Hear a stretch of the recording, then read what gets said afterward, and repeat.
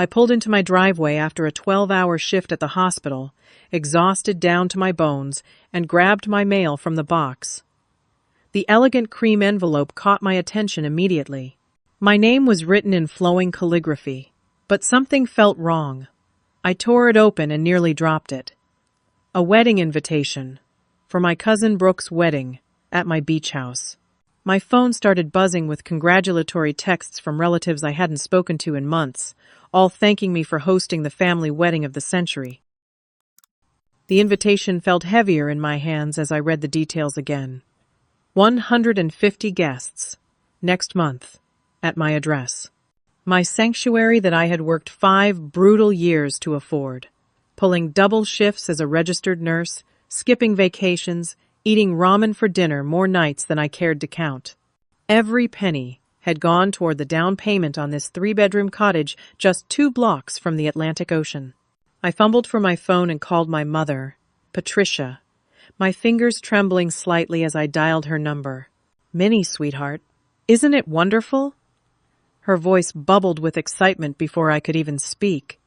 "Brooke is going to have the most magical wedding at your gorgeous beach house. We all thought you'd be absolutely thrilled to contribute to family happiness." "Mom, I never agreed to this." My voice came out smaller than I intended. Nobody asked me if I was okay with hosting a wedding. There was a pause, and when Patricia spoke again, her tone had shifted to that particular mix of disappointment and manipulation I knew so well. "Oh, honey, we assumed you'd want to help family. You have all that space, and you're not even married. It seemed like the perfect opportunity for you to give back to the people who love you. Give back. As if buying my own home with my own money somehow made me indebted to relatives who had never offered to help with a single mortgage payment." "Who planned this?" I asked, sinking onto my couch. "Well, your Aunt Diane has been coordinating everything.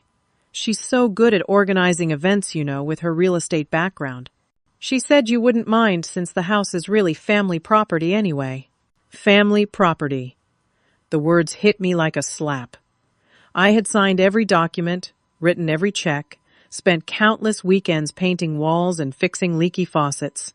There was nothing family about this property, except my last name on the deed. "Mom, I need to think about this.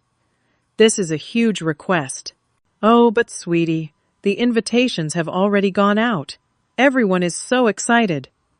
Your cousin is finally getting married, and having it at your beautiful place will make it so special.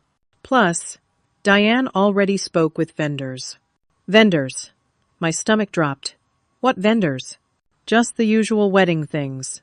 Caterer, photographer, flowers. Nothing too elaborate. Diane handled all the arrangements to make it easy for you." Easy for me. I hung up after promising to call back, then immediately dialed my brother Jake's number. "Hey, Min," he answered on the second ring. "Crazy about the wedding, right?" "Jake, please tell me you didn't give them the spare key I left with you." Silence stretched between us. Well, Aunt Diane said she needed to show the wedding planner the layout, and Mom said you were totally on board with everything." I was never on board with anything. I didn't even know about this until I got an invitation in my own mailbox. "Oh." His voice got smaller. "Oh, no. Min, I'm sorry. They made it sound like you had already agreed and just needed someone to let them in for planning purposes." I rubbed my temples, feeling a headache building behind my eyes. "What exactly did they tell you?" "That Brooke wanted a beach wedding, and since you had the perfect house, the family decided it would be a beautiful gesture. Diane said you were excited about it, but too busy with work to handle the planning details." Too busy with work. The work that paid for the house they were now treating like a public venue. My phone buzzed with a text from a number I didn't recognize. "Hi, Minnie. This is Crystal, Brooke's maid of honor. So excited about the wedding at your place. Can we come by this weekend to see the getting ready space?" Then another.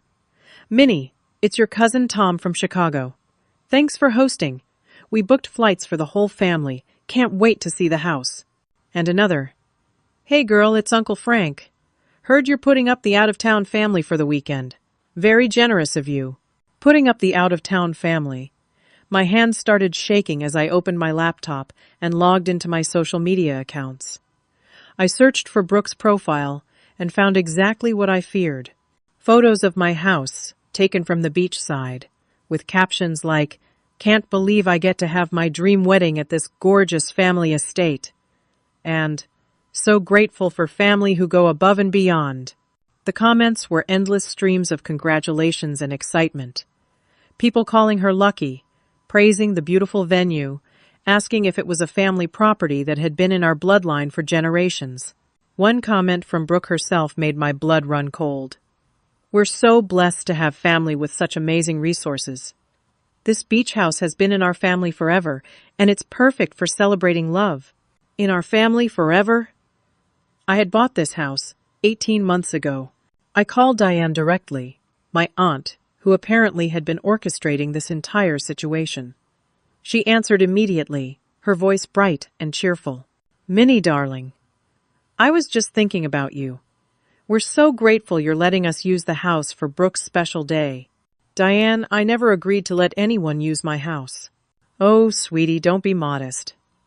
When I mentioned to Patricia that Brooke was looking for a beach venue, she said you'd be delighted to help out. You know how expensive those oceanfront wedding venues can be. This is such a gift to the young couple." Nobody asked me directly. "Well, we didn't want to bother you with all the details. You work such long hours at the hospital. We thought we'd handle the planning and just let you enjoy being the gracious hostess." Gracious hostess to my own home. For an event I never agreed to host. "Diane, how many people are we talking about?" "Just the wedding party and immediate family for the weekend. Maybe 15 or 20 people total staying at the house.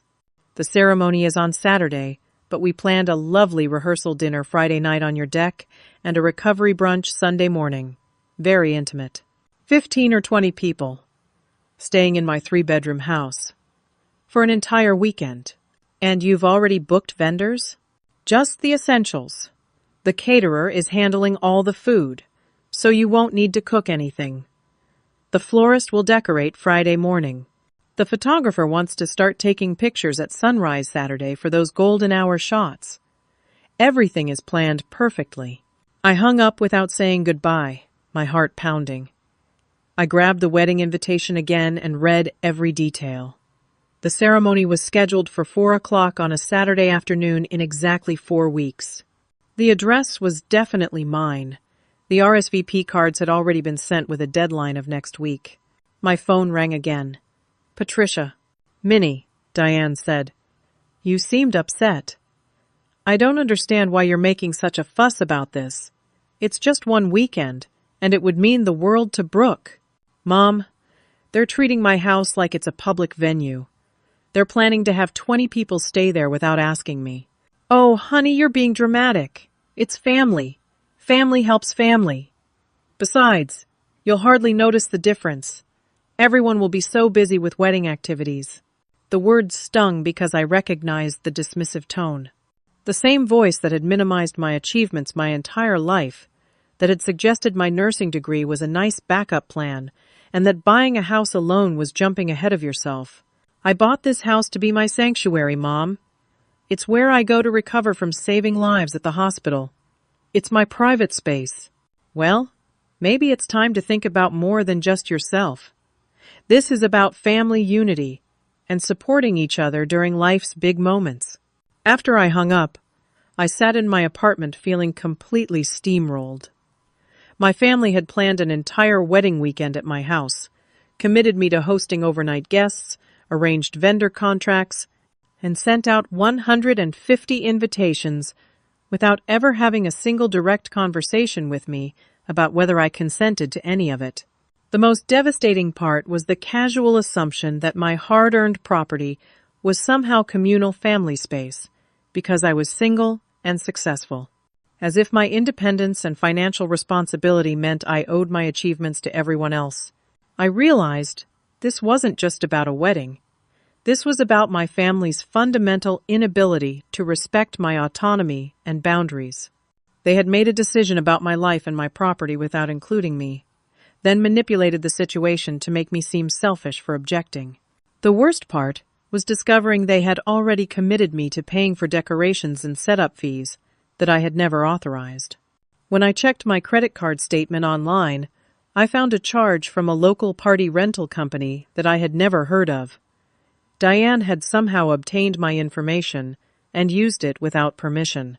This betrayal cut deeper than I had expected, settling into my chest like a physical weight. Saturday morning, I drove the 45 minutes to my beach house, needing to see for myself what exactly my family had committed me to. The coastal highway usually calmed my nerves, but today each mile brought more anxiety about what I might find. I pulled into my driveway and immediately noticed a white SUV parked in my usual spot. Through my living room windows, I could see people moving around inside my house. My house. With my spare key that Jake had handed over. I walked up my front steps, inserted my own key into my own lock, and opened my own door to find a stranger measuring my living room with a laser device. Oh, perfect timing. The woman looked up with a bright professional smile. You must be Minnie. I'm Courtney from Enchanted Moments Wedding Planning. Your Aunt Diane hired me to coordinate Brooke's special day. I stood in my entryway, watching this woman treat my living space like a business venue. She had moved my coffee table against the wall and rolled up my area rug to better measure floor space. I didn't realize anyone was coming today, I said carefully. Diane wanted me to get exact measurements for the indoor ceremony backup plan in case of rain. This room will be perfect for the altar if we move these couches. She gestured toward my custom-ordered sectional sofa that had taken me 6 months to save for. We'll need to clear out most of the furniture anyway for the cocktail hour flow. Clear out most of my furniture. From my living room. Courtney, I think there's been a misunderstanding. Nobody confirmed with me that I agreed to host this wedding. She laughed, a tinkling sound that somehow managed to be dismissive. Oh, you're so funny. Your family has been planning this for months. Diane showed me all the gorgeous photos of the property and explained how excited you were to offer such a meaningful gift to the bride and groom. Months. They had been planning to use my house for months without telling me. What exactly are the plans? I asked, sinking into my own chair. Courtney pulled out a thick binder and flipped through plastic-covered pages with the efficiency of someone who had done this countless times. Friday evening, we have the rehearsal dinner on the back deck for the wedding party, and immediate family, about 35 people. We'll string cafe lights and bring in round tables. Very romantic. The caterer will handle everything, so no stress for you there. 35 people on my deck that barely seated 12 comfortably. Saturday morning we start with hair and makeup for the bridal party in the master bedroom starting at 7 a.m. The photographer will capture those getting ready shots that everyone loves. We'll need to clear out your personal items from the bedroom and bathroom to create clean backdrops. Clear out my personal items from my own bedroom. The ceremony is at 4 p.m. on the beach directly behind your house. We'll install wooden folding chairs for 150 guests, a floral arch, and a small platform for the officiant. After the ceremony, cocktail hour will be in your living room and deck area while we transition the beach setup for dinner. 150 people. On the beach behind my house. Using my property as the staging area. Reception, dinner, and dancing will be beachside with a rented dance floor, DJ setup, and market lighting. We expect festivities until around 11 p.m. Sunday morning we have recovery brunch for out-of-town guests on your deck, starting at 10 a.m. I felt dizzy listening to this comprehensive plan for my weekend that I had never authorized. Where are the out-of-town guests staying? I asked, though I suspected I already knew the answer. Oh, Diane arranged all that. The immediate family will stay here at the house Friday and Saturday nights. She said you have 3 bedrooms plus living room space, so we can comfortably accommodate about 15 people. Everyone is so grateful for your hospitality. 15 overnight guests in my 3-bedroom house. Strangers sleeping in my beds, using my bathrooms, eating my food, treating my sanctuary like a bed and breakfast. Courtney, I need to stop you right there. I never agreed to any of this.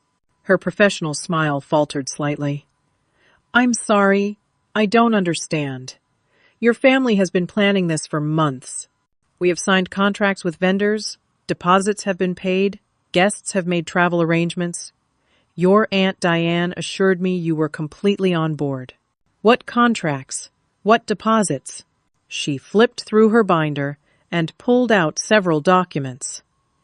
Here's the catering contract for $275 per person, including setup and cleanup. The floral arrangement contract for $800, including the bridal arch and centerpieces. The rental contract for chairs, tables, dance floor, and lighting systems for $1,200. Photography package for $1,500. DJ and sound system for $600. I did quick math in my head. Over $8,000 in vendor contracts that I had never agreed to pay for. Who signed these contracts? Your Aunt Diane signed as the event coordinator, but the billing address is this property. She explained that you preferred to handle the financial arrangements directly rather than dealing with planning details. My property address on contracts I had never seen for an event I had never approved. Courtney, I'm very sorry, but there's been a massive miscommunication. I did not agree to host this wedding, and I certainly didn't agree to pay for these services. Her face went pale. But we're less than 4 weeks away. The invitations have been sent. People have booked flights. The bride has ordered her dress based on the beach ceremony theme. I understand this is complicated, but I was never consulted about any of these plans. She started gathering her papers with shaky hands. I need to call your Aunt Diane immediately. This could be a legal nightmare if contracts get canceled this close to the date. After Courtney left, I sat alone in my house, trying to process the magnitude of what my family had done.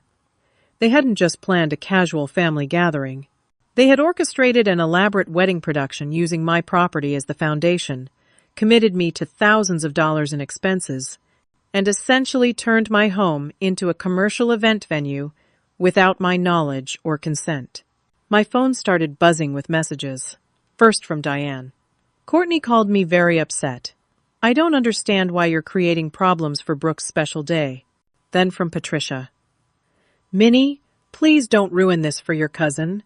She's been dreaming of a beach wedding her whole life. Then from Brooke herself. I can't believe you're trying to back out of hosting my wedding. Everyone is talking about how beautiful it's going to be at your house. Everyone is talking about it. Because 150 people had received invitations with my address, believing I was hosting and coordinating this entire event. I walked out onto my deck, looking at the ocean that had been my primary motivation for buying this house. The sound of waves usually centered me, but today I felt overwhelmed by the violation of my privacy and autonomy. Then I noticed something that made my stomach drop. Social media posts geotagged at my address. Brooke had been bringing friends to my house for engagement photos and bridal party planning sessions. The posts showed groups of young women in my living room, on my deck, posing on my beach, with captions like wedding venue scouting at the family beach house, and can't wait to party here next month. My address was now publicly associated with this wedding across multiple social media platforms. Strangers knew where I lived because my cousin had been using my property for photo shoots without my knowledge. The violation felt complete. My family had not only planned to use my house without permission, but they had made my private residence a public part of their social media presence, exposing my location and treating my sanctuary like their personal photo studio. I realized this went far beyond a simple misunderstanding about a wedding venue. This was a systematic disregard for my privacy, my financial security, and my right to control my own property. They had created a situation where saying no would make me the villain in a story where I had never agreed to be a character. Tuesday evening, I was heating up leftover soup in my apartment kitchen when my doorbell rang. Through the peephole, I saw Patricia, Diane, and Jake standing in the hallway with serious expressions. My stomach clenched as I opened the door. "We need to talk, sweetie," Patricia said, brushing past me into my living room without waiting for an invitation. Diane and Jake followed, and suddenly my small apartment felt crowded with tension and unspoken accusations. "Minnie, sit down. Diane commanded, in the tone she usually reserved for difficult real estate clients. We need to clear up this confusion about the wedding. Confusion. As if my lack of consent was simply a misunderstanding that needed clarification. There's no confusion, I said, remaining standing. I never agreed to host Brooke's wedding, and I'm not comfortable with the plans you made without consulting me. Patricia's face immediately shifted into the disappointed mother expression I had seen countless times growing up. Honey, we're family. Family supports each other during important life events. This is Brooke's dream wedding, and you have the perfect house for it. Mom, having the right house doesn't mean I'm obligated to share it for major events.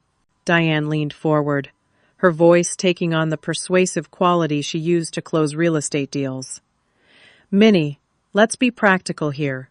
You're 28 years old, single, living alone in a 3-bedroom beach house. You barely use the space except on weekends. This is an opportunity to bring the family together for something beautiful. The implication stung. Because I was single, my space was somehow available for family use. Because I had worked hard to afford something nice, I should share it with people who hadn't contributed to achieving it. Diane, I bought that house as my personal retreat. I work 12-hour shifts dealing with life and death situations. I need a peaceful space to recover. Oh, please, Diane waved her hand dismissively. It's one weekend. You act like we're asking you to give up the house permanently. Jake shifted uncomfortably in his chair. Min, I'm really sorry about the key thing. I honestly thought you had already agreed. What else have you told people? I asked him directly. He looked down at his hands. Well, when Uncle Frank called asking about accommodations, I might have mentioned that you'd probably be fine with people staying over since you're always talking about how much you love having family around. I stared at my brother. I never said I love having family around. I specifically bought my own place so I could control when and how I socialize. Patricia stood up and walked to my kitchen, examining my refrigerator as if she owned the place. Minnie, you're being incredibly selfish about this. Brooke is family. She's been planning this wedding for over a year, and having it at your beautiful house would make it perfect. She's been planning it for over a year, without ever asking if I wanted to host it. Because we knew you'd want to help, Diane interjected. You've always been responsible and generous. This is exactly the kind of thing a good family member would do. The manipulation was so smooth and practiced that I almost started questioning my own reaction. They were framing my boundary setting as selfishness and my desire for consent as family disloyalty. Have you considered what this weekend would actually cost me? I asked. 15 overnight guests means I need to provide food, towels, extra bedding, toiletries, plus the wear and tear on furniture, potential damage to the property, disruption to my neighbors. Oh, everyone will chip in for groceries, Patricia said airily. And we're all adults. Nobody's going to damage anything. Chip in for groceries. As if the logistical nightmare of hosting 15 people could be solved by splitting a grocery bill. What about the vendor contracts that Diane signed using my address? I pressed. Diane's expression hardened. Those are wedding expenses, Minnie. Normal costs for hosting an event. Your cousin is getting married. This is what families do for each other. Families usually ask before committing someone to thousands of dollars in expenses. Look, Diane pulled out her phone and started scrolling through photos. I've been showing pictures of your house to my real estate clients as an example of what smart financial planning can achieve. Everyone is so impressed that someone your age could afford oceanfront property. This wedding would be a beautiful way to showcase what you've accomplished. My jaw dropped. She had been using my house as a marketing tool for her business, sharing photos with strangers and presenting my private property as a case study in real estate success. You've been showing my house to clients without my permission? Just exterior photos and the view. I've been so proud to have a niece who made such a smart investment.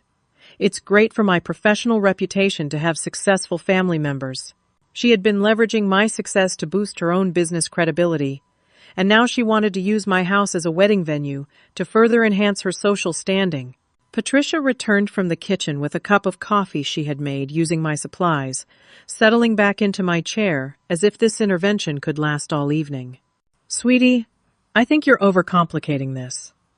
Yes, it's a big weekend, but think about how wonderful it will be to give Brooke and Tyler such a perfect start to their marriage. Think about the family photos we'll have, the memories we'll create. This is the kind of thing people remember forever.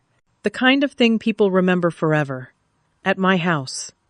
Using my space to create their precious memories while I absorbed all the stress, expense, and disruption. Mom, what if I said I wanted to have a major event at your house without asking you first? That's completely different. Your father and I are older, and we don't have the space or resources you do. Different because they were older. Different because they didn't have resources. My success and independence somehow made me obligated to share with family members who felt entitled to benefit from my hard work. Jake spoke up quietly. Min, maybe we could compromise? What if they scaled back the guest list or shortened the weekend? It's not about scaling back, Jake. It's about the principle that nobody asked me if I wanted to host a wedding before they started planning one at my house. Diane's patience was clearly wearing thin. Minnie, we've already sent invitations. People have booked flights and hotels. The vendors are scheduled. Brooke has been posting about this on social media. You can't just cancel everything because you're having second thoughts about helping family. Second thoughts. As if I had ever agreed in the first place. This isn't second thoughts. This is first knowledge. Nobody told me about these plans until I received an invitation in my own mailbox. Well, we're telling you now, Patricia said firmly. And we need you to step up and do the right thing for your cousin. The emotional manipulation was exhausting. They had created a situation where my perfectly reasonable expectation of consent was being framed as family betrayal, where my desire to control my own property was characterized as selfishness.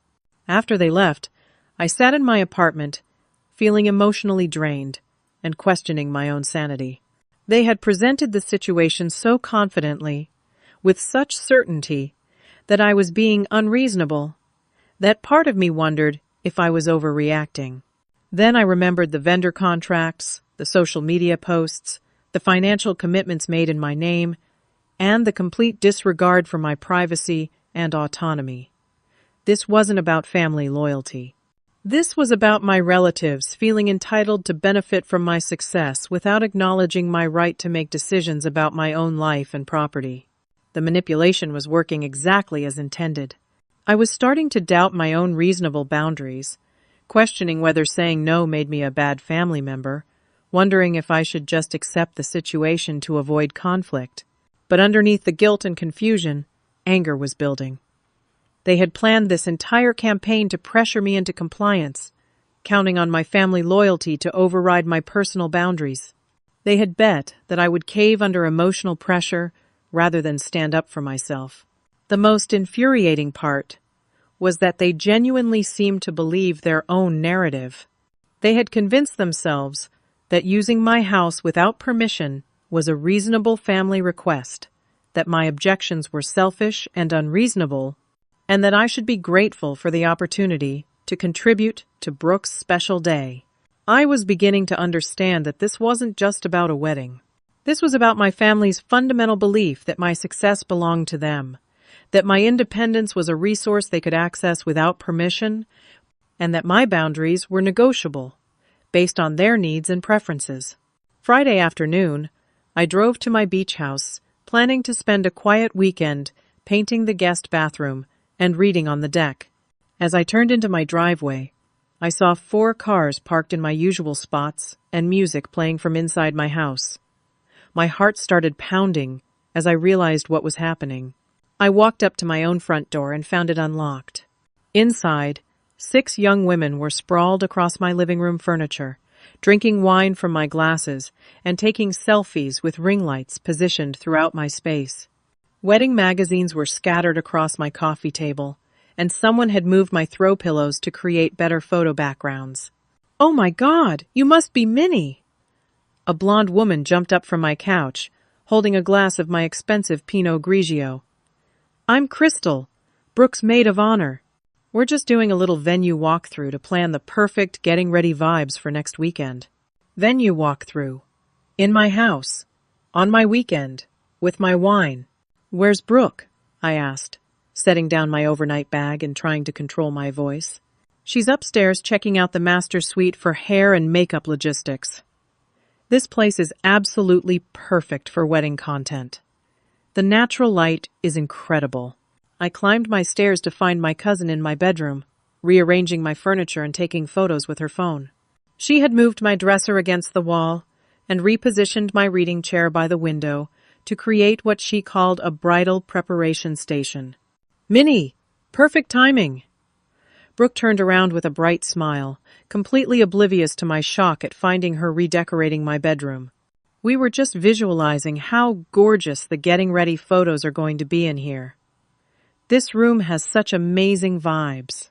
Brooke, what are you doing in my house? She laughed, a sound that somehow managed to be both innocent and dismissive. Relax, we're just planning. Crystal had the brilliant idea to do a venue preview so we could coordinate outfits with the aesthetic. Your house is going to look amazing on social media. My house was going to look amazing on her social media. My private bedroom was being treated like a photo studio for her wedding content. You can't just come into my house without asking. Oh, come on. It's not like we're throwing a party. We're just girls hanging out and planning a wedding. Besides, the house is going to be full of people next weekend anyway, so this is just a little preview. Just girls hanging out. In my house. Drinking my wine. Rearranging my furniture. Planning to use my space for social media content. I walked back downstairs to find Crystal directing the other bridesmaids in taking photos with different poses throughout my living room. Someone had lit scented candles on my mantelpiece and moved my artwork to create cleaner backgrounds. Ladies, I need you to leave, I said loudly enough for everyone to hear. The room went silent except for the music still playing from someone's phone. Excuse me? Crystal set down her wine glass and stared at me with genuine confusion. This is my house, and you're here without my permission. I need everyone to leave immediately. Whoa, hold up, another bridesmaid said, standing up from my sectional sofa. Brooke told us you were totally cool with us hanging out here. We drove 2 hours from Richmond for this planning session. I never gave permission for any of this. Brooke came downstairs, her expression shifting from confusion to annoyance. Minnie, don't be ridiculous. We're family, and we're planning my wedding at your house. This is just part of the process. The wedding that I never agreed to host. Crystal stepped forward with the confidence of someone accustomed to getting her way. Look, I don't know what family drama is happening here, but we've been planning this for months. Everyone knows the wedding is next Saturday. People have taken time off work, booked flights, arranged childcare. You can't just decide to be difficult because you're having some kind of mood. Because I objected to strangers drinking my wine and rearranging my furniture in my own house. This isn't about mood. This is about consent and boundaries. I never agreed to host this wedding. Another bridesmaid, who had been quiet until now, spoke up from my kitchen where she was apparently raiding my refrigerator. Honestly, this seems pretty selfish. Brooke is getting married once in her life, and you live alone in this huge beach house. What's the big deal about sharing for one weekend? Selfish for expecting to control my own property. The narrative was so consistent across different family members that I realized they had all genuinely convinced themselves that my objection was unreasonable. The big deal is that nobody asked me before making these plans. Well, we're asking now, Brooke said, crossing her arms. Are you really going to ruin my dream wedding because you're mad about party planning logistics? Dream wedding. That I was supposedly ruining by expecting to be consulted about the use of my house. Crystal pulled out her phone and started typing rapidly.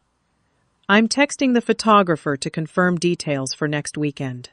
You might be having second thoughts, but we can't cancel professional vendors with a week's notice.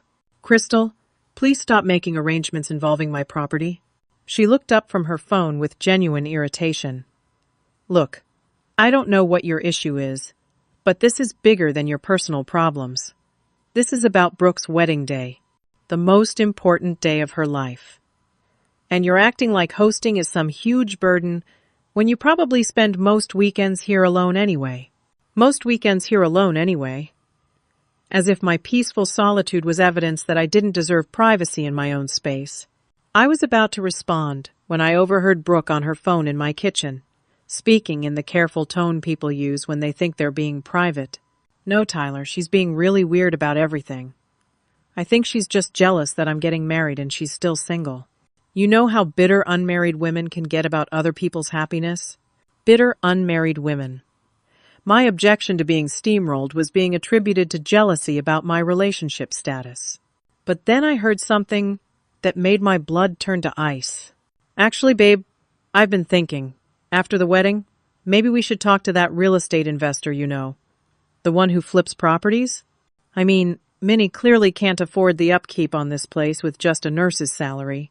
She's probably house poor. It might be better for everyone if someone more financially stable took over the property. I stood frozen in my hallway, listening to my cousin discuss selling my house out from under me to a property investor. Think about it, she continued, walking toward the window so she could see the ocean view. This house should really belong to someone who can maintain it properly and use it for family gatherings. Not just one person living here alone. Tyler, we could probably get a good deal if we approached it as a family investment opportunity. Family investment opportunity. They weren't just planning to use my house for the wedding. They were planning to force me to sell it so they could acquire it at below market value. Yeah, I know Aunt Diane has been saying the same thing. She thinks it's selfish for Minnie to keep such a big property when she could be sharing it with family or selling it to someone who would use it better. Especially since she's not even married or planning to have kids. Not even married or planning to have kids. My life choices were being used to justify taking my property away from me. The conversation continued, but I had heard enough. This wasn't about a wedding venue. This was about my family's systematic plan to acquire my house by undermining my ownership and creating financial pressure that would force me to sell. When Brooke hung up and returned to the living room, I was standing by my front door with it wide open. Everyone needs to leave. Now, Minnie, you're being absolutely ridiculous, Brooke said. But something in my expression must have warned her that I was past the point of negotiation. Crystal gathered her purse and phone with exaggerated irritation. This is seriously immature. We'll just have to do all the final planning without your input. I hope you're happy about ruining the collaborative process. As they filed out of my house, each bridesmaid made sure to express their disappointment in me. Comments about family loyalty, wedding stress, and my apparent inability to share. After they left, I sat alone in my living room surrounded by the evidence of their violation. Wine glasses on my coffee table, furniture moved from its original positions, candle wax on my surfaces, and my personal space contaminated by the knowledge that they saw it as property they could access, use, and eventually acquire. The betrayal was complete. They hadn't just planned to use my house without permission. They had been planning to take it away from me entirely, using my single status and modest income as justification for forcing me out of my own home. I realized this went far beyond wedding planning or family expectations. This was a coordinated effort to undermine my independence and acquire my assets by painting my success as selfish and my boundaries as unreasonable. Monday morning, I called in sick to work for the first time in 8 months and drove straight to downtown Portsmouth to meet with Sarah Chen, the lawyer my college roommate had recommended. Her office overlooked the harbor, and her no-nonsense demeanor immediately put me at ease. "Tell me everything from the beginning," Sarah said, pulling out a legal pad as I sat across from her polished desk. For the next hour, I laid out the entire situation. The wedding invitations with my address, the vendor contracts signed without my knowledge, the family manipulation campaign, and most importantly, the conversation I had overheard about forcing me to sell my house to a property investor. Sarah listened without interrupting, taking detailed notes and occasionally asking clarifying questions. When I finished, she leaned back in her chair with a serious expression. Minnie, what your family has done constitutes several different types of legal violations.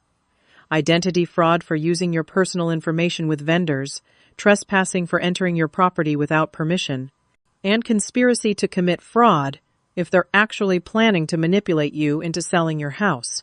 What are my options? Well, first we document everything. Save every text message, email, and social media post related to this situation. If you have any future conversations with family members, record them if Virginia's one-party consent laws allow it, which they do. She pulled out her laptop and started typing. Second, we contact every vendor involved and clarify that you never authorized these contracts. We can potentially void them based on fraud, but some vendors might still expect payment depending on their contract terms. What about the damage to my reputation?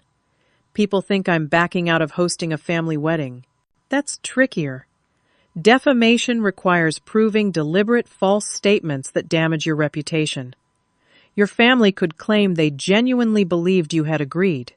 However, if they continue spreading false information about your character or financial situation after being clearly told you never consented, that could be actionable. Sarah pulled up a real estate database on her computer. Now, about this property investor situation.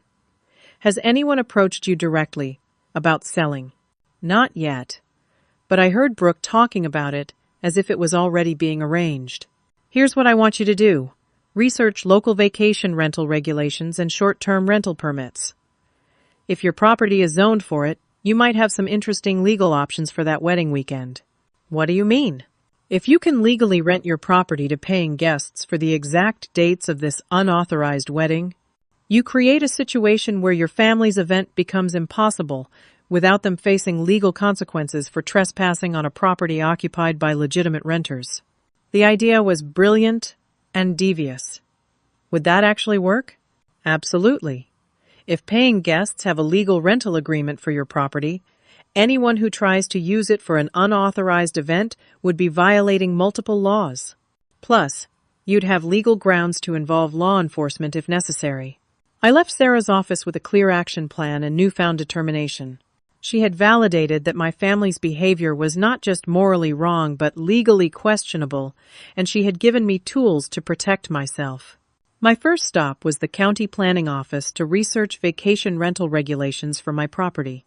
The clerk, a friendly woman named Janet, pulled up my address in the system and confirmed that my house was zoned for short-term rentals as long as I obtained the proper permits and paid the applicable taxes. How quickly can I get permitted? I asked. With expedited processing, about 5 business days.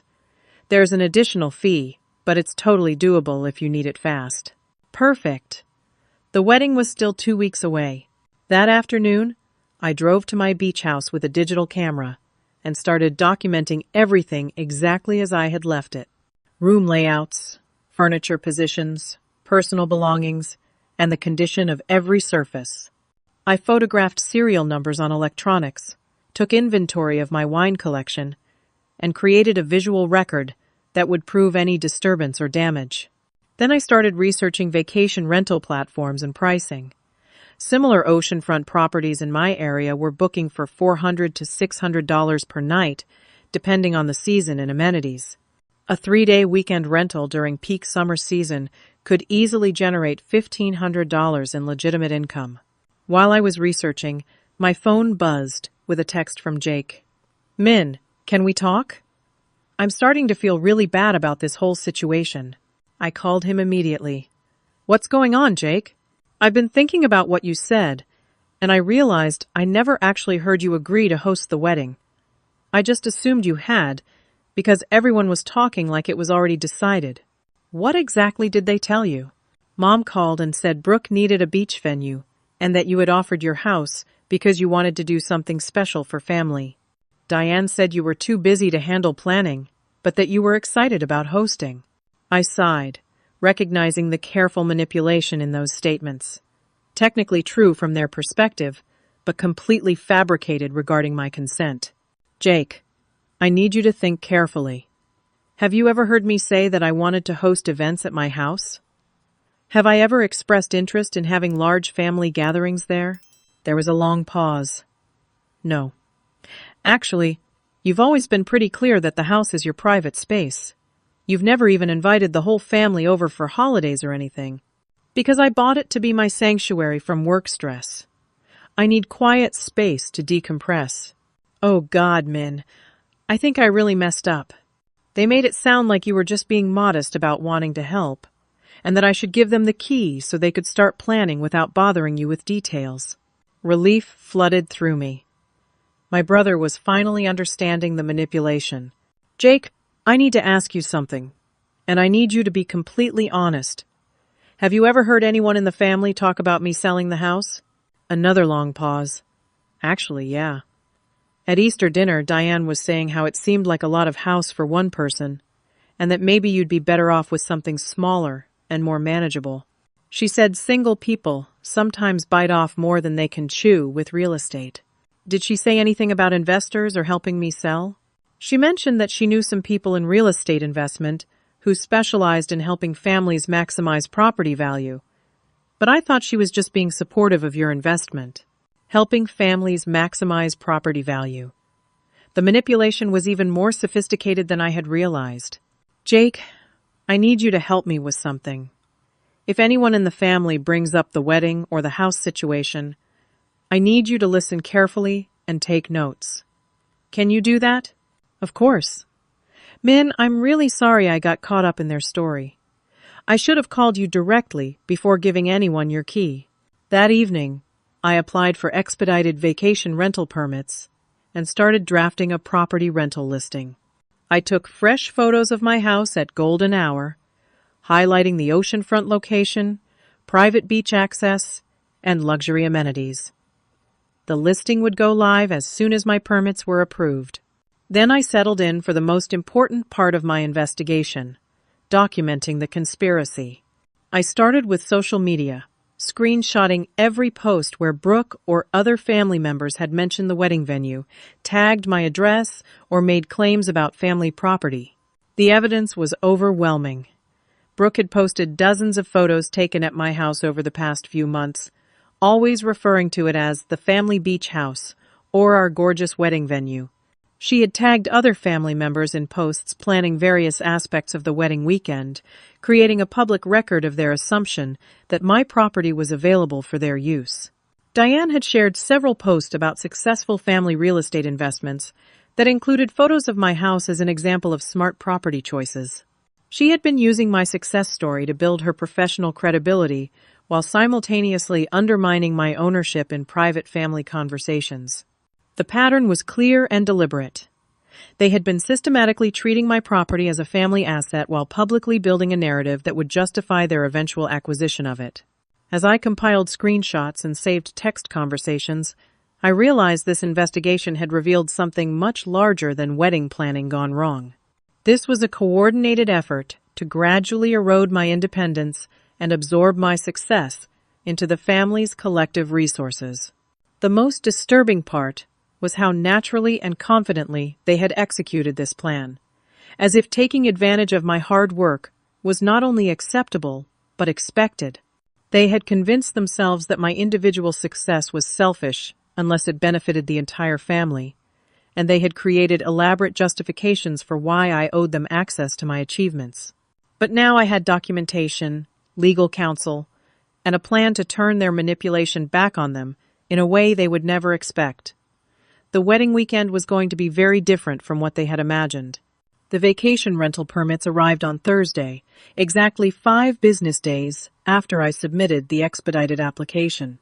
I immediately uploaded my listing to 3 major rental platforms with professional photos and a premium price point of $550 per night for a 3-day minimum stay. The listing went live Friday morning. Luxury oceanfront retreat, private beach access, perfect for romantic getaways.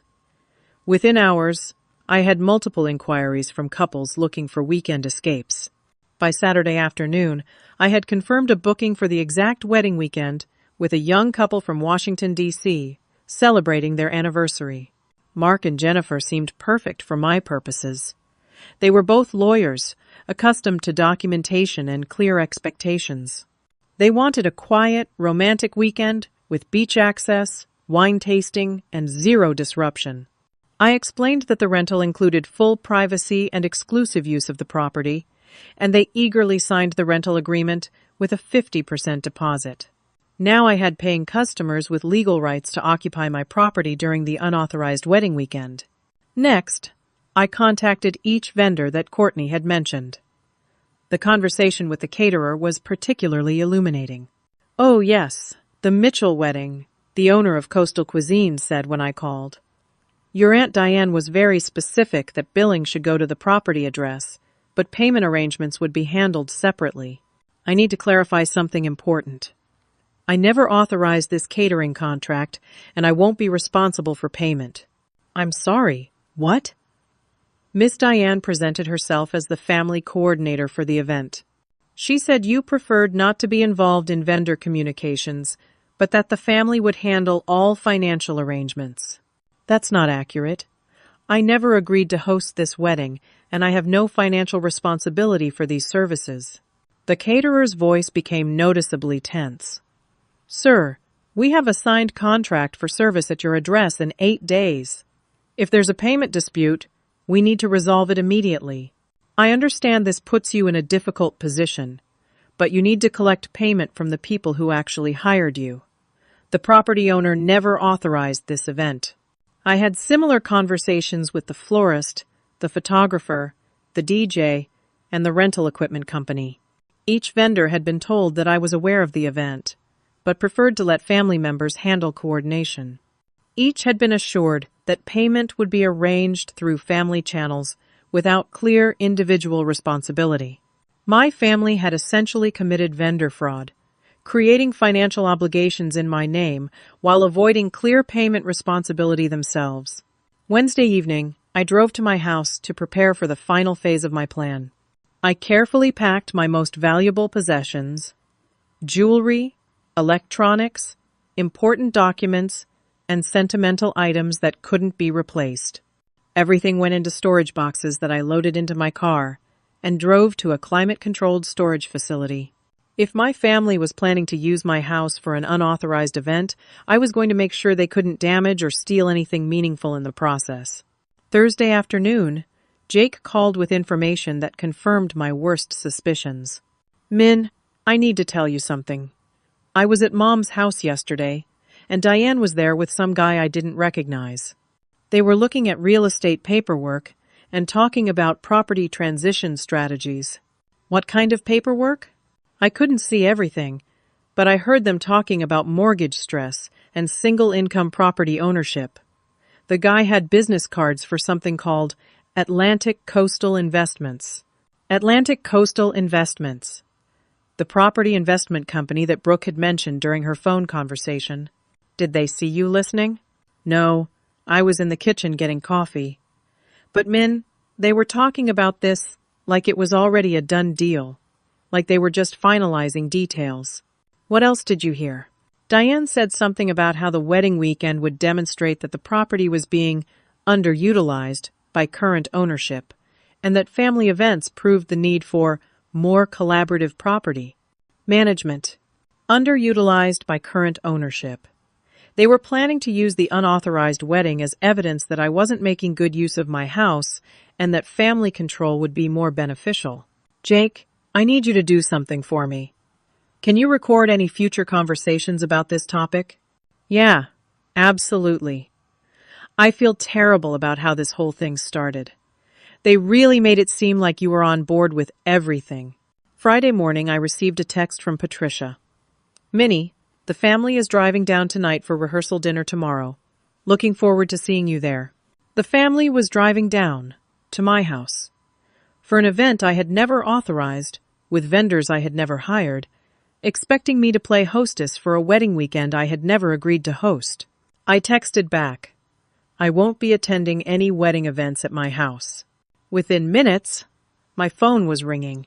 "Minnie Elizabeth, what is wrong with you?" Patricia's voice was sharp with irritation. "This is your cousin's wedding weekend. You can't just skip your own family's celebration." "It's not my celebration, Mom. I never agreed to host it.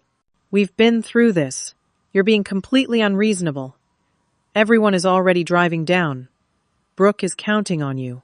Brooke should have counted on getting my permission before planning a wedding at my house. You know what? Fine. Be selfish. But don't expect this family to forgive you for ruining the most important weekend of your cousin's life.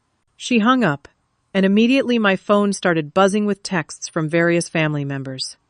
Some angry, some pleading, some trying different approaches to guilt me into compliance. From Brooke. I can't believe you're really going to destroy my wedding weekend. This is so hurtful. From Diane. Minnie, think about your reputation in this family. Is this really how you want people to remember you? From Uncle Frank. Your cousin needs family support right now. Don't let pride get in the way of love. Each message was carefully crafted to make me feel guilty for enforcing my own boundaries. The manipulation was relentless and coordinated, designed to wear down my resistance through emotional exhaustion. But I felt strangely calm reading these messages. Every guilt trip and accusation was just more evidence that my family had never respected my autonomy or boundaries. They were proving, with every manipulative text, that my decision to protect myself was absolutely necessary.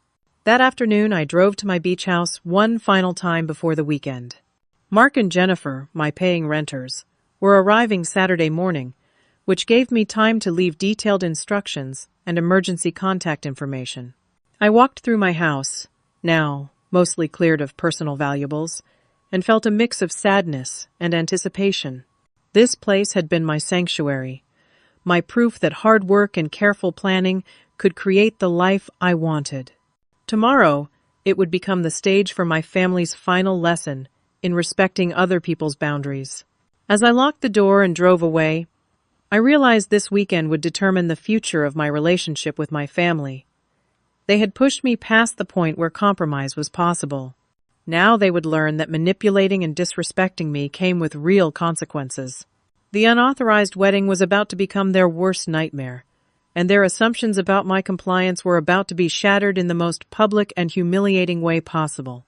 My phone buzzed with one final text from Diane. "See you tomorrow for setup, sweetie. This is going to be such a beautiful family weekend." Setup day was going to be beautiful indeed, just not in the way they expected. Saturday morning at 7:30, I sat in my car across the street from my beach house, watching the chaos unfold, with a mixture of satisfaction and amazement. Courtney's wedding planning team had arrived at dawn with trucks full of equipment, only to find Mark and Jennifer's rental car in the driveway, and clear evidence that the house was occupied by paying guests. Through my binoculars, I could see Courtney frantically knocking on my front door, while her crew stood around with folding chairs and floral arrangements, clearly confused about why they couldn't access the venue. Mark appeared in the doorway in his bathrobe, equally confused about why strangers were trying to set up a wedding at his vacation rental. My phone started ringing immediately. Courtney, Diane, Patricia, Brooke. I let them all go to voicemail while I watched the drama escalate. At 8:15, Diane's silver Honda pulled into my driveway behind the catering truck. She marched up to my front door with the confidence of someone who believed she had every right to be there, only to be met by Mark, who was now fully dressed and clearly irritated about his romantic weekend being disrupted by uninvited wedding vendors.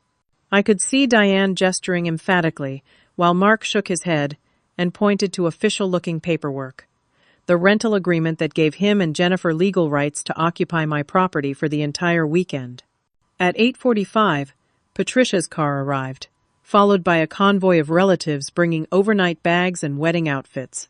The driveway was now completely blocked with vehicles, and nobody could figure out why legitimate renters were claiming the house that had been promised for family wedding use. My phone buzzed with a text from Jake. "Min, where are you? Everyone is freaking out because there are strangers at your house claiming they rented it." I texted back. "They did rent it. Legally. With proper documentation and payment." "What does that mean for the wedding?" "It means there is no wedding. At least, not at my house." At 9:30, I watched a police car pull into my driveway. Someone had called law enforcement to resolve the dispute about property access. The officer spent 20 minutes reviewing documents with Mark, Diane, and Courtney before returning to his vehicle to make official reports. Sarah Chen had prepared me for this moment. Mark and Jennifer had legal rental rights supported by permits, contracts, and payment records. My family had no legal standing to access the property, and any attempt to disrupt the paying renters would constitute trespassing and harassment. At 10:15, I received a call from Brooke. Her voice was shaky with tears and rage. "Minnie, what did you do? The police are telling everyone they have to leave your house because some strangers are renting it. My wedding is in 6 hours. Your unauthorized wedding at my house is canceled. You should have gotten my permission before planning it. You've destroyed everything. The vendors are demanding immediate payment. The guests are already at hotels. My dress is at the house, and now I can't get it." Her wedding dress was at my house. Of course it was. She had been treating my property like her personal bridal suite. "Brooke, I'm sorry this is difficult, but you created this situation by planning an event at someone else's house without their consent. I hate you. I will never forgive you for this." She hung up, and I felt a surprising sense of relief rather than guilt. Her hatred was easier to handle than her manipulation. By 11 a.m., the vendor trucks were leaving my driveway, and family members were standing in my yard holding overnight bags in formal wear, clearly at a loss about where to go next. The paying renters had legal possession of the house, and there was nothing anyone could do to change that. I drove to Sarah Chen's office, where we monitored the situation through text updates from Jake. The family had been forced to relocate the entire wedding to the community center in town, but none of the vendors could transfer their services without additional fees that nobody was prepared to pay. At noon, I received a call from Diane. Her voice was cold and furious. "Minnie, you have destroyed your cousin's wedding and embarrassed this entire family. I hope you're satisfied with yourself. I'm satisfied that I finally set boundaries that you can't ignore or manipulate. This is about more than boundaries. You've shown your true character, and it's ugly. My true character is someone who doesn't allow family members to steal her property and commit fraud in her name." "Steal your property? That's ridiculous." "Diane, I heard Brooke talking about selling my house to property investors. I know you've been planning to pressure me out of my own home." The silence on the other end told me everything I needed to know. "I don't know what you think you heard, but you've blown this completely out of proportion. I have recordings, Diane, and legal documentation of everything you've done." She hung up without another word. Throughout the afternoon, Jake provided updates on the makeshift wedding. The community center was available, but without catering, flowers, photography, or music. The family was scrambling to create some kind of celebration with whatever resources they could gather on short notice. At 4 p.m., I received a text from Tyler, Brooke's fiancé. "We're getting married at City Hall tomorrow. No family invited. Hope you're happy." I was happy. Not about their pain, but about finally breaking free from a family dynamic that had been suffocating my independence for years. That evening, I drove past my house and saw Mark and Jennifer on my deck, sharing wine and watching the sunset exactly as they had planned for their romantic anniversary weekend. My property was being used exactly as intended, by people who had asked permission, signed agreements, and paid for the privilege of enjoying my beautiful sanctuary. 6 months later, the aftermath had settled into a new family equilibrium. Diane had indeed been facing financial difficulties, and her real estate business had suffered additional damage when word spread about her involvement in the wedding fraud. She had moved to North Carolina to start over, which solved several problems for everyone involved. Patricia had been forced to confront her manipulative behavior patterns after multiple family members started questioning her version of events. She had started therapy and was slowly learning to respect boundaries, though our relationship remained cautious and limited. Brooke and Tyler had eloped to a small ceremony in Virginia Beach with a few close friends. They seemed genuinely happy without the stress and expense of a large family wedding that they couldn't afford. Brooke sent me a brief apology text acknowledging that they should have asked permission before using my house, though she never fully accepted responsibility for the broader conspiracy. Jake had become my strongest family ally, having witnessed firsthand how manipulation had been used to control family relationships. He was more careful about family requests now, and had started setting his own boundaries with Patricia and other relatives. The most important change was in my own life. I had learned to trust my instincts about boundary violations and manipulation. I no longer second-guessed my right to control my own property, time, and resources. The beach house remained my sanctuary, but I now hosted occasional small gatherings for friends and the family members who had proven they could respect my autonomy. I kept the vacation rental permits active and occasionally rented the house to generate additional income. Mark and Jennifer became repeat customers and eventually became friends. They often sent me photos from their anniversary weekends at my house, along with thank you notes for providing such a peaceful retreat. The legal documentation from that weekend became a valuable lesson in protecting myself from future manipulation. Sarah Chen had helped me create formal protocols for any future requests involving my property, requiring written agreements and clear financial arrangements that prevented family members from making assumptions about my willingness to share resources. Most importantly, I learned that standing up for yourself doesn't make you selfish or mean. It teaches other people how to treat you with respect. Sometimes the most loving thing you can do for family members is refuse to enable their harmful behavior and force them to take responsibility for their own choices and consequences. The beach house still brings me peace every weekend. But now, I also have the peace that comes from knowing I can protect what I've worked for, that my success belongs to me, and that family love shouldn't require sacrificing your dignity or autonomy. True family celebrates your independence rather than trying to exploit it. And sometimes you have to lose the people who don't understand that difference in order to find the relationships that do. Have you ever had to make a difficult choice between family loyalty and personal boundaries? How did you handle a situation where loved ones expected you to sacrifice your needs for their convenience? I'd love to hear your thoughts in the comments below. If this story resonated with you, please like this video and subscribe for more real-life stories about standing up for yourself and protecting what matters most. Don't forget to share this with anyone who might need encouragement to set their own boundaries. Remember, taking care of yourself isn't selfish, it's necessary. Until next time, keep choosing yourself with confidence and courage.